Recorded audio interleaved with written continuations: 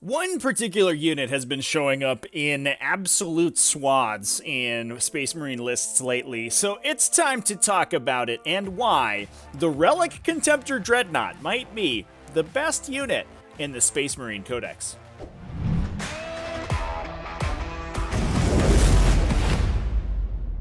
What's up, folks? Welcome back to Tactical Tortoise. My name is Trevi, and welcome back to another Datasheet Deep Dive. This is the video series where we take one datasheet from Warhammer 40,000 and talk about it in absolutely nightmarishly excruciating detail. Before we get too far into the video, just a quick reminder that if you enjoyed this style of content and you like talking about wild and crazy datasheets from Warhammer 40k, go ahead and hit that subscribe button, drop a like on the video. It helps support the channel and it helps let me know what kind of content people like to see, and then I can make more of it and you can watch the videos, and then it'll be great. It's a sort of give and take relationship. But anyway, today we're going to be talking about the Relic Contemptor Dreadnought, one of the most popular and powerful units in the Space Marine arsenal currently. Now, the Relic Contemptor has a little bit of an interesting history. Back in 8th edition, in the 8th edition Space Marine Codex, it was super busted. After multiple rounds of nerfs, eventually sort of shaved off the top cream of Space Marine units, and new incredible datasheets kept getting uncovered out of Forge World documents or random profiles nobody had ever played before. Eventually, we hit on the Relic Contemptor, and it was super good. You'd play a bunch of las cannons on it. You could put meltas on it once the 9th edition melta change went through. And it was super good. You could put a bunch of las cannons on it, use a cycle of missile launcher. The thing hit on 2s. It was awesome. It was just super duper awesome. It was just a ridiculously efficient shooting profile for the points, and you'd see them all the time in Space Marine lists right at the tail end of 8th edition. Once the 9th edition Space Marine Codex came out and the core keyword mechanic was unveiled, unfortunately, Relic Contemptors for a little while didn't see much play, given that they themselves did not have that core keyword and couldn't benefit from a lot of Space Marine buffs. That did change when the Imperial Armor Compendium came out, and the Relic Contemptor did get that core keyword, but lost the weapon skill, ballistic skill, its venerable Dreadnought-style stats, and generally had a little bit of a points hike, and people stopped looking at it with quite the same passion that they did in 8th edition. So the Relic Contemptor sort of fell by the wayside for a little while, lost and forgotten to the mists of time, until one fateful day when another codex was released. With the release of the Death Guard Codex, we saw Relic Contemptors, or at least the Chaos Contemptor Dreadnought, seeing some play in Death Guard lists because the Death Guard Codex also made use of that core keyword technology, and the Chaos Contemptor was one of the only shooting platforms available to Death Guard that also had that core keyword. That meant it could benefit from the Tallyman synergy, using the Tollkeeper Relic to explode 6s, give them +1 to hit. You can reroll with a character nearby your 1s to hit. And Death Guard players found very quickly that the Twin Volkite Culverin weapon profile is one of the most efficient platforms for that exploding 6s. Now, that technology sort of percolated over to Space Marines as well, and people realized that even without Tollkeeper, these Twin Volkite Culverin Contemptor Dreadnoughts are just actually really sick and very inexpensive for the amount of damage that they do. The Drukhari Codex then released, and in a mid-strength, low AP, but high damage, high volume weapon, ended up being the perfect weapon to shoot at Drukhari Raiders or the infantry that came out of them, given that it wounds Raiders on 4s. If there's any AP value at all, it puts them on their invulnerable save. 2 damage apiece means you only need to put a couple wounds through to actually kill that Raider, and they wound almost the entire faction's infantry on 2s. It was just a phenomenal profile, and now you see 2 to 3 Relic Contemptors in almost every Space Marine list, primarily to fight the Drukhari menace. I remember joking back in the start of 9th edition that we would probably not see Relic Contemptors again for a while, and oh boy, was I wrong. The Relic Contemptor came back in his big way and is being taken all the time. So let's get into this video, talk about exactly why that is, talk about this datasheet in detail, and everything you can do with the Relic Contemptor Dreadnought. So getting into the datasheet itself, the Relic Contemptor has a bunch of really good stats on its profile. Its base profile is nothing to really write home about. Its 8-inch move, compared to a lot of tanks or other vehicles, it is a little slow. T7 is solid. 9 wounds is not great, but okay. It also has 4 attacks. It can kick you with its big feet, which is pretty okay, and only a 3-up save. It comes equipped stock with 2 plasma cannons, but there is an absolute enormous litany of different weapons you can replace those with. You can take plasma blasters, conversion beamers, graviton blasters, heavy flamers, Kiri's assault cannons, multi-meltas, chain fists, other close combat weapons, the Volkite culverins I talked about before, heavy bolters, las cannons, auto cannons. It's wild. There's so many freaking options for this thing. One of the most difficult things to parse through when you look at this profile is exactly what weapons to take on it, especially since it can swap between taking a multi-melee weapon focused build or just a bunch of heavy weapons to be backline range support. This makes the profile extremely flexible, especially when compared to a lot of other dreadnoughts, which oftentimes are locked into taking one close combat weapon alongside one heavy weapon or set of heavy weapons. The other thing that the Relic Contemptor Dreadnought does is that it basically replaced the Mortis Contemptor Dreadnought profile in that a lot of its heavy weapons are twin, meaning they have a double number of attacks than the normal version of that same heavy weapon would. So, for example, you could take 2 twin las cannons, firing a total of 4 las cannon shots, and it's the same for those Volkite culverins. Each arm is essentially 2 4-shot Volkite blasters stuck together, meaning they're going to fire a total of 16 times. As we talk more about this datasheet, I'm going to focus mostly on that double twin Volkite culverin build, because that is the most common build right now, and it is incredibly important in the metagame. If you're going to a tournament and you expect there to be Space Marines there, you should probably know what to expect from this Relic Contemptor Dreadnought. And even if you're playing against Death Guard, you'll probably see this thing on the table as well. Now, the other thing the Relic Contemptor can mount is a Cyclone missile launcher on the top. That's essentially 2 normal missile launcher profiles stuck together, either 2 crack missiles at strength 8 AP2 for D6 damage, or 2 frag missiles at 2d6 shots apiece with the blast, or frag missiles firing a total of 2d6 shots at strength 4, AP0 for 1 damage with the blast keyword. That does mean that you can't shoot the frag missiles in melee, but you can shoot those crack missiles if you want to. Now, the Volkite culverin itself, I've mentioned it a lot of times before, but it's important that we talk about its particular profile. It is a 45-inch range, which is super long, and in 9th edition, you will almost never need a range longer than 36 is usually about what you need to get almost everywhere on the table, but 45 will certainly reach you basically anywhere, unless you're maybe on a long table edge deployment and deployed really far away from each other. But even then, with an 8-inch movement, this thing threats almost the entirety of the board. That makes the Relic Contemptor perfect at sitting in the back, sitting on flanks, and getting sweeping lines of fire that can cover most of the table. With 2 sets equipped, it's a total of 16 shots at strength 6, AP0 for 2 flat damage. But the important thing to note is that its special ability deals a mortal wound for every 6 you roll to wound, in addition to your normal damage. This is on top of the Cyclone missile launcher you can mount at the top, and for only 5 points apiece for those Volkite culverins, you're coming in at 150 points plus 25 for the Cyclone missile, 175 points for this entire package.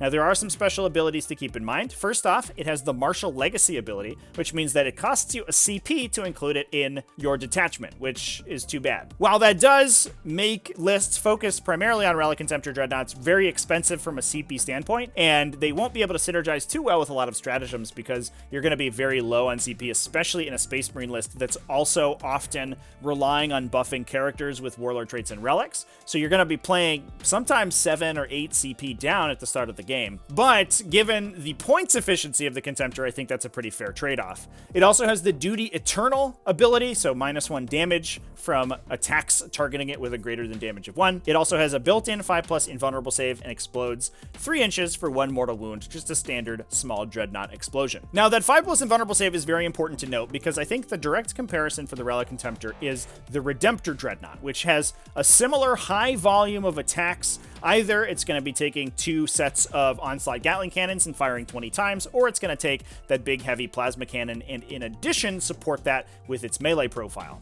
Now, the downside of the Redemptor Dreadnought is that while it comes in at 13 wounds, it does not have a built-in invulnerable save. So while the Relic Contemptor comparatively might look easier to kill, given that it's about 40% less total wounds, the fact that it has a 5+ invulnerable save means it's a lot of times going to be taking 30% less damage from heavy anti-tank weapons that would normally punch through the Redemptor's armor save, which means the Relic Contemptor and the Redemptor Dreadnought, without any other support, are almost the same in terms of their actual survivability. Importantly, unlike its larger counterpart, the Leviathan Dreadnought, the Relic Contemptor Dreadnought has the core keyword, and this is such a huge deal. This means it benefits from so many synergies that we'll talk about once we get to that part of the video. So moving on from the datasheet review, let's talk about some unit attributes for this thing and exactly what it's good at. And overall, this datasheet paints a picture of an incredibly flexible Dreadnought profile that can be anywhere from being a melee-focused Dreadnought to being more ranged focused, just bristling with guns all over the place for not very many points. It's very points efficient, however, it does cost you that CP at the start. Now, like I mentioned before, we're going to focus mostly on the Volkite Culverin build because that generally tends to be the most efficient build for the Relic Contemptor currently. The Volkite Contemptor having such an immense volume of attacks, 16 attacks out of those Volkite cannons, means that it benefits exceptionally from rerolls, and especially rerolls to wound, since that gives you an additional opportunity to convert your wound roll into a mortal wound on top of your normal damage. Bonuses to wound are also good, and while the 6s to wound inflicting damage is unmodified, so bonuses to wound won't make them trigger any more often, just having such a volume of attacks, getting a bonus to wound on it, especially since they're 2 damage each, so the more saves you can force on an enemy vehicle to try to force those 2 damage attacks through, the better. If you also have sort of single target rerolls, think of a Master Artisans or a Salamander style reroll where it's a full reroll on a single attack, those are often very good for the missile launchers because it's only going to be 2 attacks if you're firing your crack missile profile. Now, one thing I want to emphasize before we go too far into the video is the absolutely incredible amount of damage that these Volkite Culverins can do. And in order to do that and demonstrate the just sheer flexibility of this weapon, let's go ahead and do some math here. Now, assuming that this Dreadnought's going to be getting rerolls to hit, which you can apply a billion different ways, rerolling ones from a Captain Aura, for example, if you're making your 16 attacks, that will most often result in somewhere around 12 and a half total hits. If you're also getting a reroll once to wound aura, for example, from a lieutenant or something similar, of those 12 and a half hits, you should be rolling somewhere around 2 to 3 6s to wound, which means every time this thing goes to shoot, it's most likely going to be pinging whatever it's targeting for 3 mortal wounds automatically in addition to all your other damage. That's basically like getting a free smite every turn on whatever you want, except it's a 3 damage smite. It's even better. It's phenomenal. If you have full rerolls to wound, that's even better than normal. Now, let's say you're attacking, for example, another Space Marine unit. Firing those Strength 6 guns means you're wounding most Space Marines on 3s. Rerolling your 1s to wound means you get somewhere around 9.5 wounds. They fail somewhere around 3 saves unless you have an AP value or cover is involved, meaning that in addition to the 3 mortal wounds, this thing kills somewhere in the ballpark of 4 to 5 intercessors every time it shoots. That's wild. Chances go down if you're shooting into a 2+ armor save enemy, when you'll probably need some AP values in order to force through some of that damage, or against the high toughness enemy like a tank or something. But the immense volume of shooting means that if you're putting on the average number of 4 to 5 wounds through on that wound roll, and they only save on a 3+, for example, which is the normal armor save for most tanks and dreadnoughts in the game, you're still going to be pushing through somewhere in the ballpark of 6 damage when you include those mortal wounds together. Being able to average that amount of damage very consistently into almost any profile that you're looking to shoot at is phenomenal. And we can't forget that that's in addition to the missile launchers that are going to be way more effective against those heavily armored profiles when you need them to be. If you're also looking at shooting at infantry, having 16 strength 6 shots means they wound most infantry on 2s. You have a billion of them, and the mortal wounds also carry over on those targets as well. Because it's in addition to normal damage, you make all your saves for the normal damage, remove the casualties from those, and then apply mortal wounds to the target unit. So even if you're shooting into a giant horde of models and you kill everyone that you hit with the attacks, the mortal wounds will still carry over and continue to kill additional models on top. Now, obviously, you can imagine that a faction like Drukhari that has a lot of toughness 6 vehicles with bad saves get ripped apart by this strength 6 Volkite weapon profile. Now, that doesn't mean that this thing solves the Drukhari matchup by itself. You also have to have some additional units to be able to actually clear out what's inside those raiders, but just having a weapon that can consistently kill 1.5 raiders every time it shoots is pretty solid. So with that in mind, let's talk about some synergies that you can use alongside the Relic Contemptor and get the most out of this profile. First up, we're going to talk about synergies directly out of the Space Marine Codex, starting with some units you can use alongside it. Obviously, the biggest one is the Tech Marine. These guys with Awaken the Machine Spirits can get +1 to hit. They can repair them when they take damage, which is pretty solid since it's not super often for a Relic Contemptor to get one shot by enemy shooting. The Invulnerable save, in addition to damage ignore, just makes them sort of annoying to kill unless your opponent overcommits, and you'll find that you often get the opportunity to repair them. You can also apply Warden of the Ancients for +1 strength and +1 attack. The +1 strength actually brings them up to strength 8, which is pretty solid, although they're normally not running any actual melee weapons. And even if you're running the Dreadnought close combat weapons, the way that strength modifiers work in 9th edition now, the extra strength from Warden of the Ancients doesn't matter. But putting them up to 5 attacks, 6 on the charge, actually helps quite a bit, oftentimes. Because they're core keyworded, they also benefit from an enormous number of buffs. All of your aura buffs are going to affect these things. Your chaplain litanies, your lieutenant rerolls, your captain rerolls to hit. You can also, if you want to extend that even further, use Wisdom of the Ancients on them to give them their own captain or lieutenant buff. And a lot of times if you're running a little cadre of Relic Contemptors that are all working together, applying that buff to one of them means that they will all be affected by it, which is an incredible return on your investment. Other auras that affect them are things like Rites of War, which can give them objective secured, which makes it actually very difficult to remove your backline objectives from your control if those objective secured Relic Contemptors are holding them down, because unless the opponent is also objective secured, they'll have to kill the Relic Contemptor or the character applying the buff before they're able to contest your objective. Now, I mentioned a couple times that having an AP value is often very useful, especially if you're shooting into a reasonable armor save. And one of the biggest downsides of the Relic Contemptor is that it's very heavy weapon focused, which means basically every profile it has is only going to benefit from the Devastator Doctrine. However, because it's a core unit, you can use Adaptive Strategy to reset its doctrine back to Devastator if you need to. And we're going to be looking for ways to set it back to Devastator Doctrine elsewhere in the Space Marine subfactions as we move on to those. Unfortunately, being a long-range unit, a lot of times, as soon as your opponent sees them in your army, they're going to hide on turn 1, and especially if they're going second, they're going to try to keep their most valuable units out of line of sight so the Relic Contemptors can't hit them while that Devastator Doctrine's active, which means that having the ability to reset their doctrine is actually super-duper important, especially for those AP0 weapons. As soon as you get an AP value on those Volkite Culverins, a lot of times they just start ripping through stuff, which is phenomenal. So, speaking of ripping through stuff, let's rip through some chapter-specific synergies. We're going to talk about all the chapters that have particular synergies with Contemptor Dreadnoughts, and we're going to talk about how to make the most of them and which Space Marine subfaction is the best for using them. First off, a couple really quick ones. Black Templars have the Aurelian Shroud, which benefits core units with a 4+ invulnerable save for 1 round. That improves these guys' invulnerable save pretty significantly and makes them very difficult to remove. A lot of times you can sort of move them out of cover with impunity. Your opponent can't really engage into them without moving into line of sight, doesn't have a good chance of killing any Redemptors, and then will just get ripped off the table by the return shooting. They also have the Litany of Divine Protection for a 5+ damage ignore roll, but that does only target a single Relic Contemptor, which means if you have multiple, your opponent will probably just attack the ones that are not benefiting from that litany.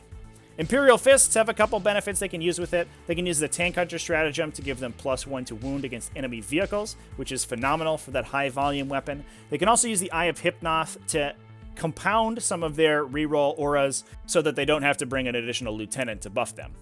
Dark Angels have a couple different ways of setting the Contemptor back to Devastator Doctrine, one of which being the Brilliant Strategist Warlord trait, which allows you to roll the Doctrine back 1 turn. Death Watch also can just pick it to be in Devastator Doctrine once per game, meaning that if your opponent deploys defensively and you don't have good shots on turn 1, you can just choose not to be in Devastator Doctrine. You can just be in a different Doctrine and then save your Devastator Doctrine for the turn that you really need it.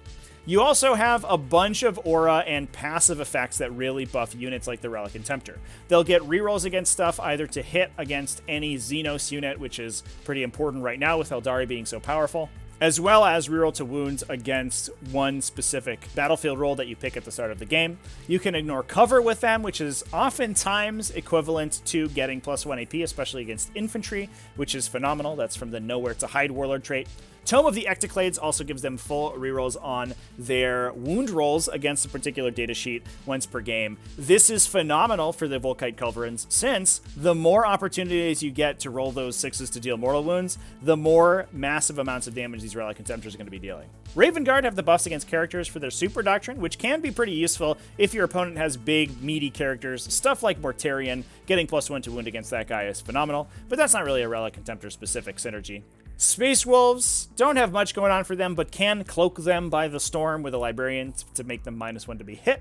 White Scars can encircle the Contemptors, so if you don't have a great engage with them, they can just outflank and try to shoot around line of sight blocking terrain, or just surprise your opponent from a weird angle. They also have a huge benefit in Hunter's Fusillade, which turns all of their weapons into assault weapons, not only allowing the Contemptor to advance and fire at no penalty, but also letting them benefit from Tactical Doctrine, meaning they can get that extra +1 AP on rounds 2 and 3 in addition to round 1 if they need them to. That extra speed also means that the Relic Contemptor is very difficult to hide from, since you can get weird angles all over the place, and White Scars are actually one of the more powerful Space Marine chapters and becoming a pretty good home for the Relic Contemptor. Ultramarines can use Martial Precision to make sure that they hit their missile shots, which is pretty good. They can use Defensive Focus to overwatch for friendlies, although that's not super useful unless you have some full rerolls to hit. But the biggest benefit that they have is the Seal of Oath Relic, which allows them to full reroll their wound rolls, very much like the Tome of the Ectoclades, giving them double the opportunities to roll those 6s to deal mortal wounds on whatever they're shooting at.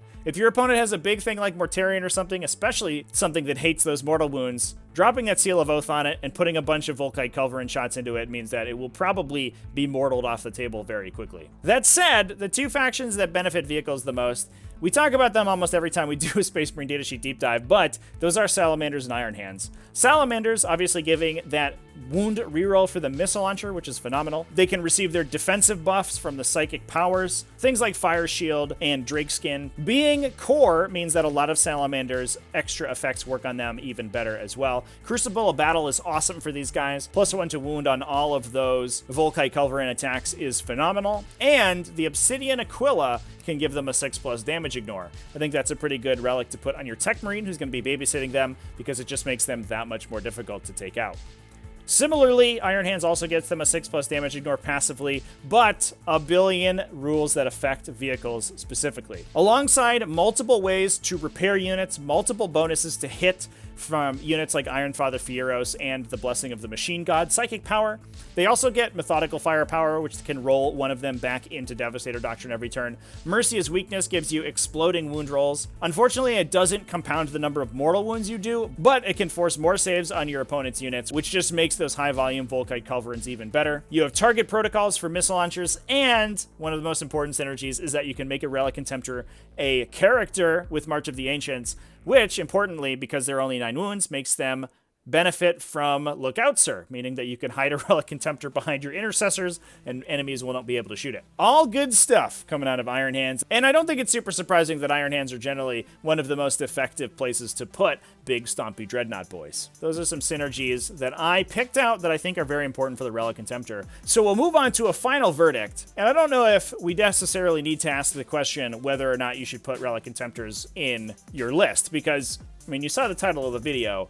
These are one of the best units in Space Marines right now, so you should be putting them in your list. Just do it. Get all your other elite slots out of there, throw them in the garbage, get rid of your Blade Guard veterans and your Vanguard veterans and all those other stuff, put some Relic Contemptors in, and start shooting Raiders to death.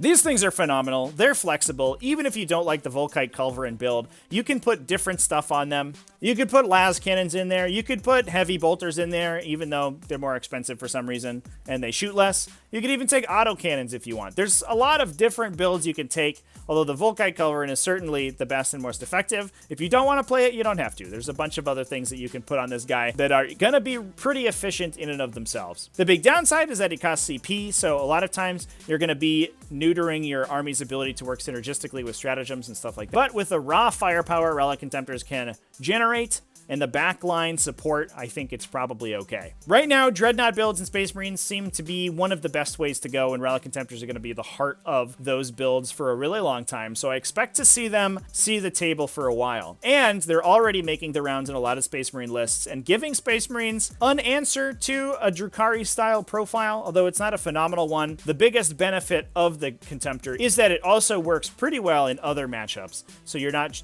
totally neutering yourself to fight those Drukhari lists. Aggressive chapters that are already pretty good at playing the mission and being able to go for the throat on your opponent's objectives are benefited greatly from dropping a couple Relic Contemptors in the back, so we're even seeing chapters like Blood Angels or White Scars making good use of these guys. Overall, it's a phenomenal unit. Definitely consider putting it in your Space Marine army, and if you're playing against Space Marines, get ready to be shot by them.